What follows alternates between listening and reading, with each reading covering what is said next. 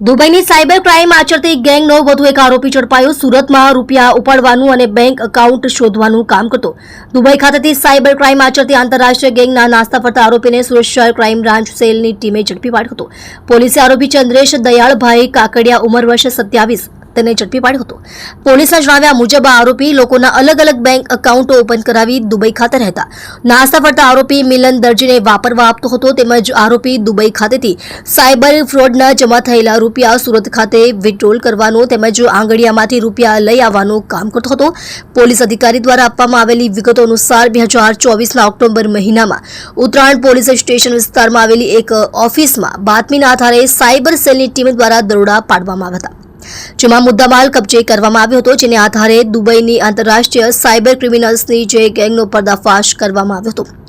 ગુનો નોંધીને અત્યાર સુધીમાં 8 ઇસમોની ધરપકડ કરવામાં આવી હતી। આ લોકો સુરતમાંથી સિમ કાર્ડ અને મ્યુલ બેંક એકાઉન્ટ પૂરા પાડતા હતા।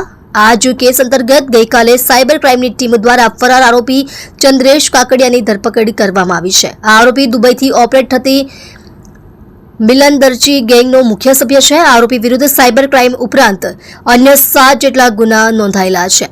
ઝડપાયેલા આરોપી ચંદ્રેશની મુખ્ય ભૂમિકા સુરત શહેરમાંથી mule account, saving bank accounts પૂરા પાડવા ઉપરાંત જ્યારે રેડ પાડવામાં આવી અને આરોપીઓને પકડ્યા ત્યારે ગેંગના કામમાં સરળતા રહે એ માટે પૈસા ઉપાડવાનું અને એકાઉન્ટ પૂરા પાડવાનું કામ કરતો હતો।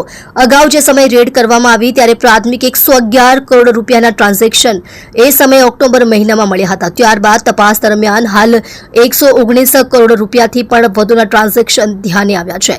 તેમજ અલગ અલગ બેંકોમાં ક્યાંથી કેવી રીતે રૂપિયા ઉપડ્યા છે તેની તપાસ હજુ ચાલુ છે। ગઈકાલે જે આરોપી ઝડપાયો છે તેના વધુ રિમાન્ડ માંગીને પૂછપરછ હાથ ધરવામાં આવશે। તમે જોઈ રહ્યા છો ગુજરાત સમ્રાટ news channel, chief editor Bhavesh પાટીલની સાથે।